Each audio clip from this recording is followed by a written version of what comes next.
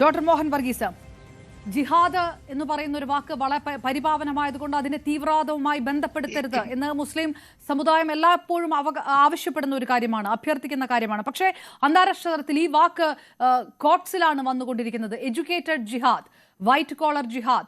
ഇത് അമേരിക്കയിലും ലണ്ടനിലും ഫ്രാൻസിലും എല്ലാം റിപ്പോർട്ട് ചെയ്യപ്പെട്ടുകൊണ്ടിരിക്കുന്ന അതേ ഒരു കാര്യമാണ് ചെങ്കോട്ട സ്ഫോടനത്തിന് പിറകിലുണ്ടായത് എന്ന് വ്യക്തമാകുന്ന തെളിവുകൾ പുറത്തേക്ക് വരുന്നു.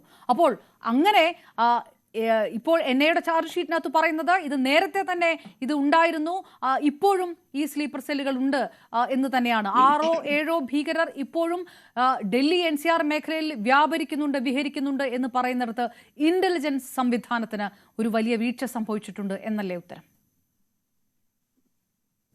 ജിഹാദ് എന്ന് പറയുമ്പോൾ ഹോളി വാർ, വിശുദ്ധ യുദ്ധം, വളരെ പരിപാവനമായ ഒന്നാണ്. ഏതെങ്കിലും ഒരു ഘടന തങ്ങൾക്കെതിരെ, വിശ്വാസ സമൂഹത്തിനെതിരെ തിരിയുമ്പോൾ ആ വിശ്വാസ സമൂഹത്തിന്റെ മോചനത്തിന് വേണ്ടി ആയുധമെടുത്ത് യുദ്ധം ചെയ്യുന്നത് പുണ്യപ്രവൃത്തിയാണ്. അതാണ് ഹോളി വാർ. അതാ ഒരർത്ഥത്തിൽ ഒരു പക്ഷെ ന്യായീകരിക്കാവുന്നതായിരിക്കാം ഒരു വിശ്വാസ സമൂഹത്തെ സംബന്ധിച്ചിടത്തോളം. പക്ഷേ ഇവിടെ in the name of religion പലപ്പോഴും സംഭവിക്കുന്നത് ഈ ഒരു രാഷ്ട്രം എന്ന ആ ഒരു സങ്കല്പത്തിന്റെ തന്നെ അട്ടിമറിക്കത്തക്ക രീതിയിൽ, ഭരണഘടനയെ അട്ടിമറിക്കത്തക്ക രീതിയിൽ, അരാജകത്വം വിതയ്ക്കുന്ന രീതിയിൽ പ്രവർത്തിക്കുന്ന സ്ലീപ്പർ സെല്ലുകളും മറ്റ് ഘടകങ്ങളുമായി മാറുകയാണ്. ഇവിടെ എല്ലാ മേഖലകളിലും വരുന്ന മാറ്റം ഭീകരതയുടെ മേഖലയിലും വന്നിരിക്കുന്നു എന്ന് കാണാം. നോക്കൂ, കാശ്മീർ വിഷയമാണല്ലോ ഇന്ത്യക്കും പാകിസ്ഥാനും ഇടയിലുള്ള ഏറ്റവും ഹോട്ട് ഇഷ്യൂ, ഇപ്പോഴും തുടരുന്ന, കഴിഞ്ഞ 3/4 നൂറ്റാണ്ടായി തുടരുന്ന വിഷയം. ആദ്യകാലത്തെ ട്രൈബൽസിനെ ഉപയോഗിച്ചുകൊണ്ട് കാശ്മീർ ഇൻവേഡ് ചെയ്തു. പിന്നീട് സായുധമായി തന്നെ നേരിട്ട് പാകിസ്ഥാൻ സൈന്യം കാശ്മീരിന്റെ പേരിൽ 1-ലധികം യുദ്ധങ്ങൾ, 3ഓളം യുദ്ധങ്ങൾ 71 വരെയുള്ള കാലഘട്ടത്തിൽ നടത്തിയത് അറിയാം. സേനാപതി വേണു സാറൊക്കെ സൈനികനായിരുന്ന ഒക്കെയാണ്. അതുകൊണ്ട് കാശ്മീരിന്റെ പേര് പറഞ്ഞുകൊണ്ടുള്ള വിശുദ്ധ പോരാട്ടങ്ങൾക്ക് അടുത്ത ലെവലിൽ 80കൾ മുതൽ കാശ്മീരിൽ ഭീകരത അഴിച്ചു വളരാൻ തുടങ്ങിയപ്പോൾ JKLF, Jammu and Kashmir liberation front, പിന്നീട് വന്ന ഹിസ്ബുൾ മുജാഹിദീനും ഹർക്കത്തുൽ മുജാഹിദീനും ലഷ്കർ ഇ തൊയ്ബയും, ഇപ്പോൾ 2000 ആണ്ടിൽ ഈ വിട്ടുകൊടുത്ത ഭീകരൻ ജയ്ഷെ മുഹമ്മദ് സ്ഥാപിച്ചത് നമ്മൾ കണ്ടതാണ്. മൗലന മസൂദ് അസർ, ഈ സംഘടനകളെല്ലാം ക്രോസ് ബോർഡർ ടെറർ എന്ന രീതിശാസ്ത്രമാണ് ഉപയോഗിച്ചത്. അതായത് പാകിസ്ഥാന്റെ മണ്ണിൽ ഭീകര പരിശീലനം ലഭിച്ച് മുറിക്കയിലും ബഹാൽപൂരിലും ഒക്കെ പരിശീലനം ലഭിച്ച ആ ഗറില്ലകൾ, അല്ലെങ്കിൽ ആ ഈ സന്നദ്ധ സേനാംഗങ്ങൾ എന്നവർ വിളിക്കുന്നവർ തുഴഞ്ഞു കയറി അനുകൂലമായ അന്തരീക്ഷത്തിൽ ഇന്ത്യയുടെ മഹാനഗരങ്ങളിൽ അല്ലെങ്കിൽ പല തന്ത്രപ്രധാനമായ ഇടങ്ങളിലും സ്ഫോടനം നടക്കുന്നു. 2008 ബോംബെ സ്ഫോടനമൊക്കെ അതിന്റെ ഉദാഹരണമാണ്. ഇപ്പോൾ ഇതാ ആ രീതി മാറിയിരിക്കുന്നു. പ്രത്യേകിച്ച് ആ രീതി മാറാനുള്ള കാരണം, അത് മാറുമെന്ന് പാകിസ്ഥാനും അറിയാം. കാരണം ഓപ്പറേഷൻ സിന്ധൂർ വന്നപ്പോൾ വ്യക്തമായി ഭാരതം പറഞ്ഞു, ഇനി ഒരിക്കൽ പോലും ഈ ഒരു ഓപ്പറേഷൻ സിന്ധൂർ നിർത്തിവെക്കാൻ ഉദ്ദേശിക്കുന്നില്ല. പാകിസ്ഥാൻ അതിർത്തി കടന്നുള്ള ഭീകരത അവസാനിപ്പിക്കാതെ നിർത്തിവെക്കാൻ ഉദ്ദേശിക്കുന്നില്ല. Any act of terror against India will be treated as an act of war and aggression and it will be retaliated എന്ന ഇന്ത്യയുടെ സുചിന്തിതമായ നയം. അതുകൊണ്ട് ഓപ്പറേഷൻ സിന്ധൂർ തുടരുകയാണെന്നറിയാം. അതുകൊണ്ട് ഒരേ ഒരു മാർഗം, ഇന്ത്യയെ ഡിസ്റ്റെബിലൈസ് ചെയ്യാനുള്ള ഒരേ ഒരു മാർഗം അവശേഷിക്കുന്നത് ഇന്ത്യക്കുള്ളിൽ തന്നെ ഹോം ബ്രെഡ് ടെറർ, അതായത് ഇന്ത്യക്കുള്ളിൽ തന്നെ വളർത്തിയെടുക്കുന്ന ഭീകരരെ ഇന്ത്യൻ സ്റ്റേറ്റിനെതിരെ, ഇന്ത്യയുടെ വ്യവസ്ഥയ്ക്കെതിരെ ഉപയോഗിക്കുക. നഗരങ്ങളിൽ നാശനഷ്ടങ്ങൾ ഉണ്ടാക്കുക, ഒരു ഫിയർ സൈക്കോസിസ് ഉണ്ടാക്കുക, ഇന്ത്യയുടെ നഗരങ്ങളിൽ ഒരു പാനിക് സിറ്റുവേഷൻ ഉണ്ടാക്കുക, തന്ത്രപ്രധാനമായ കേന്ദ്രങ്ങൾ തെരഞ്ഞുപിടിച്ച് ആക്രമിക്കുക. അപ്പോൾ അത് ക്രോസ് ബോർഡർ ടെറർ അല്ല, വിശുദ്ധ യുദ്ധം തന്നെയാണ്, പക്ഷേ ക്രോസ് ബോർഡർ സ്വഭാവമില്ല. അപ്പോൾ ഇന്ത്യയുടെ നയമനുസരിച്ച് പാകിസ്ഥാനിൽ നിന്ന് നുഴഞ്ഞു കയറിയവരല്ലോ. അവിടെയാണ് കാശ്മീരിന്റെ പ്രസക്തി, അവിടെയാണ് ഡോക്ടർമാരുടെ പ്രസക്തി. സമൂഹത്തിൽ ഏറ്റവും മാന്യതയുള്ള ജോലി ചെയ്യുന്നവരാണല്ലോ ഡോക്ടേഴ്സ്, എഞ്ചിനീയേഴ്സ്, പ്രൊഫസേഴ്സ്, അങ്ങനെയുള്ള ആളുകൾ. അവരിലേക്ക് സംശയത്തിന്റെ മുനകൾ നീളുന്നത് വളരെ വളരെ അപൂർവമാണ്. അങ്ങനെയുള്ളവർ നല്ല ജോലി, നല്ല ശമ്പളം, സമൂഹത്തിലെ മുന്തിയ സ്ഥാനം.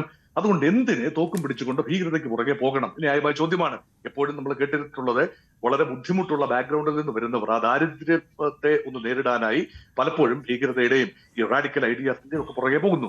പക്ഷെ ഇവിടെ നോക്കൂ, കാശ്മീരിൽ നിന്ന് 100 കണക്കിന് വിദ്യാർത്ഥികൾ ഇന്ത്യയിലെ വിവിധങ്ങളായ യൂണിവേഴ്സിറ്റികളിൽ, മുസ്ലിം ഭൂരിപക്ഷ യൂണിവേഴ്സിറ്റികളൊന്നും ആകണമെന്നില്ല, അങ്ങനെയുള്ള അൽഫിലാൻ ഉൾപ്പെടെയുള്ള യൂണിവേഴ്സിറ്റികളിലേക്ക് പഠിക്കാൻ വരികയാണ്, മെഡിസിൻ പഠിക്കാനായിട്ട് വരികയാണ്.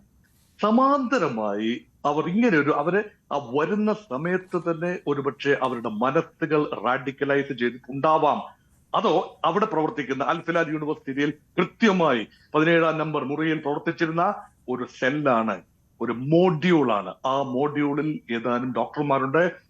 മുസമ്മൽ ഷക്കീൽ എന്ന ഡോക്ടർ, അതുപോലെ സ്ഫോടനത്തിൽ കൊല്ലപ്പെട്ട ഉമർ നബി, അദ്ദേഹമാണല്ലോ സ്ഫോടനത്തിൽ I-20 കാർ പൊട്ടിത്തെറിച്ച് മരിച്ചത്. ഇവരെല്ലാം ചേർന്ന ഒരു മോഡ്യൂളാണ്. ആ മോഡ്യൂളിൽ കൂടുതൽ വിദ്യാർത്ഥികളെയും സഹപ്രവർത്തകരെയും ഒക്കെ ആഡ് ചെയ്യുകയാണ്. പലരും കാശ്മീരിന്റെ ഉള്ളിൽ നിന്നാണ്, ഉത്തർപ്രദേശിന്റെ വിവിധ ഭാഗങ്ങളിൽ നിന്നുള്ളവരുണ്ട്, അതുപോലെ പശ്ചിമ ബംഗാളിൽ നിന്നുള്ള ആളുകളുണ്ട്, ഹരിയാനയിൽ നിന്നുള്ള ആളുകളുണ്ട്. ഈ 4 സ്റ്റേറ്റുകളിൽ അവർ ഒരു സംസ്ഥാനങ്ങൾക്ക് അതീതമായി, കാശ്മീരിന് അതീതമായ ഒരു നെറ്റ്വർക്ക് അവിടെയുണ്ട്. ഇത് നോക്കൂ, ഇത് ഫരീദാബാദിൽ നിന്നാണ് ഈ മോഡ്യൂളിന്റെ പ്രവർത്തനം നിയന്ത്രിക്കപ്പെടുന്നത്. അവിടുത്തെ യൂണിവേഴ്സിറ്റിയിലാണ് പ്രവർത്തനം. പക്ഷെ അതിന് ഒരു രാഷ്ട്രാന്തര ബന്ധമുണ്ട് എന്ന് ഇപ്പോൾ ഏതാണ്ട് സ്ഥിരീകരിക്കാവുന്ന തെളിവുകളുമായി നാഷണൽ ഇൻവെസ്റ്റിഗേറ്റീവ് ഏജൻസി വന്നിരിക്കുകയാണ്. നോക്കൂ, ഇവരുടെ ഈ പിടിയിലായ ഡോക്ടർമാരുടെ സഞ്ചാരപഥം പരിശോധിക്കുമ്പോൾ അവര് ടർക്കിയിലേക്ക് സഞ്ചരിച്ചിട്ടുണ്ട് പല പ്രാവശ്യം. പലരും അതുപോലെ ടർക്കിയിൽ നിന്നും പല പേരുകളിൽ, വ്യാജ പേരുകളിലാകാം, അവിടെ നിന്നും ഇവരെ ബന്ധപ്പെട്ടതിന് തെളിവുകളുണ്ട്. അപ്പൊ ടർക്കിയിലേക്ക് വിനോദസഞ്ചാരമൊക്കെ പോകാം, സ്വാഭാവികമാണ്, ആർക്ക് വേണേലും പോകാവുന്ന ഇടമാണ്. പക്ഷേ ഇതിലൊരു പാറ്റേൺ അവിടെ കാണും. അതിനും പുറമെയാണ് ഇപ്പോൾ ഏറ്റവും വൈകി വന്നിരിക്കുന്ന ഒരു വിവരമാണ്, പുതിയ ഒരു രാസ സംയുക്തം സ്ഫോടനത്തിനായി ഉപയോഗിച്ചിട്ടുണ്ടോ. അമോണിയം നൈട്രേറ്റിന്റെ സാന്നിധ്യം കണ്ടെത്തിയതാണ് വലിയൊരു തെളിവായി നമ്മൾ ഇതുവരെ പറഞ്ഞിരുന്നത്. പക്ഷെ ഏറ്റവും പുതിയ വിവരങ്ങൾ അനുസരിച്ച് 2900 കിലോഗ്രാം സ്ഫോടക വസ്തുക്കൾ പിടിച്ചു. അതിൽ പലതും അമോണിയം നൈട്രേറ്റ് ആയിരുന്നു. പുതിയൊരു രാസ സംയുക്തത്തിന്റെ സാധ്യതകളാണ് ഇപ്പോൾ പറയുന്നത്. 2015 പാരീസ് സ്ഫോടനത്തിന് ഉപയോഗിച്ചത്, 2016 ബ്രസൽസ്, ബെൽജിയം തലസ്ഥാനമായ ബ്രസൽസിൽ സ്ഫോടനത്തിന് ഉപയോഗിച്ചത്, അതുപോലെ ബ്രിട്ടനിലെ മാഞ്ചസ്റ്ററിൽ സ്ഫോടനത്തിന് ഉപയോഗിച്ച വസ്തു, സ്പെയിനിലെ ബാഴ്സലോണയിൽ സ്ഫോടനത്തിന് 2017 വർഷം ഉപയോഗിച്ച വസ്തു. ആ വസ്തുവിന്റെ പേരാണ് മദർ ഓഫ് ടൈറ്റൻ എന്ന ഓമന പേരിൽ വിളിക്കുന്ന ട്രൈ അസറ്റോൺ ട്രൈ പെറോക്സൈഡ്, അതായത് TATP എന്ന് പറയുന്ന ഒരു രാസ വസ്തുവാണ്. ഇത് പെട്ടെന്ന് ഡിറ്റോണേറ്റ് ചെയ്യേണ്ട ആവശ്യമില്ല, ഡിറ്റോണേറ്റേഴ്സ് ഉപയോഗിച്ച് ഡിറ്റോണേറ്റ് ചെയ്യേണ്ട ആവശ്യമില്ല. താപനിലയിൽ ഫ്ലക്ച്വേഷൻ ഉണ്ടാകുമ്പോൾ, താപം വർദ്ധിക്കുമ്പോൾ, ചൂട് വർദ്ധിക്കുമ്പോൾ ഓട്ടോമാറ്റിക്കലി പൊട്ടിത്തെറിക്കും. ഹൈലി അൺസ്റ്റേബിൾ ഒരു കെമിക്കലാണിത്. മാത്രമല്ല, ഒരുപക്ഷെ ഫ്രിക്ഷൻ ഉണ്ടായാൽ, മർദ്ദമുണ്ടായാൽ ഒക്കെ തന്നെ പൊട്ടിത്തെറിക്കാവുന്ന ഒരു കാര്യമാണ്. ആ രാസവസ്തുവാണോ ഒരുപക്ഷെ അദ്ദേഹത്തിന്റെ കാറിൽ, I-20 കാറിൽ നബി ഓടിച്ചിരുന്ന, അതായത് ഉമർ നബി ഓടിച്ചിരുന്ന ചെങ്കോട്ടയ്ക്ക് സമീപം പൊട്ടിത്തെറിച്ച കാറിൽ ഉണ്ടായിരുന്നത്? അങ്ങനെയെങ്കിൽ ആ ഒരു വസ്തു ഉണ്ടാക്കാൻ സാധ്യതയുള്ള നാശനഷ്ടം വളരെയേറെയാണ്. അപർണ, അതിനുള്ള പ്രധാന കാരണം ഇപ്പോൾ ഒരു പോലീസ് സ്റ്റേഷനിൽ ഇത് പൊട്ടിത്തെറിച്ചു. ഈ പരിശോധനയ്ക്കായി കൊണ്ടുപോയ രാസവസ്തു 2 കിലോഗ്രാം മാത്രമാണ്. അത് പെട്ടെന്ന് പൊട്ടിത്തെറിക്കുകയാണ്. ഈ രാസവസ്തു ആണ് എങ്കിൽ അത് സയന്റിഫിക്കായി പരിശോധന നടത്തിയാലേ അറിയൂ. 9 പേരുടെ മരണത്തിന് കലാശിച്ചു. അങ്ങനെയെങ്കിൽ ഹൈലി അൺസ്റ്റേബിൾ ആയ ഒരു രാസപദാർത്ഥം ഇന്ത്യയുടെ വിവിധങ്ങളായ ഇടങ്ങളിൽ 32 കാറുകളാണ് വാങ്ങിയിരിക്കുന്നത്. 27 ലക്ഷം രൂപ സമാഹരിച്ചു. കൂടുതൽ സമാഹരിക്കാനുള്ള തിരക്കിലായിരുന്നു.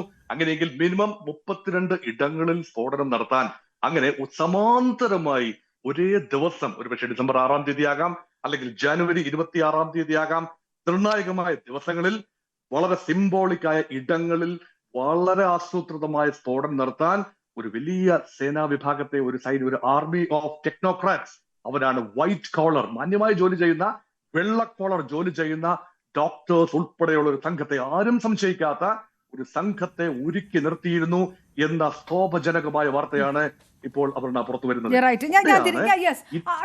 ഇതിന്റെ ഒരു ബാക്ക്ഗ്രൗണ്ട് ഞാൻ തിരികെ എത്താം. ഡോക്ടർ മോഹൻ വർഗീസ്, ശ്രീ MS വേണുഗോപാൽ, ഇത് ഞാൻ ഡോക്ടർ സേനാപതി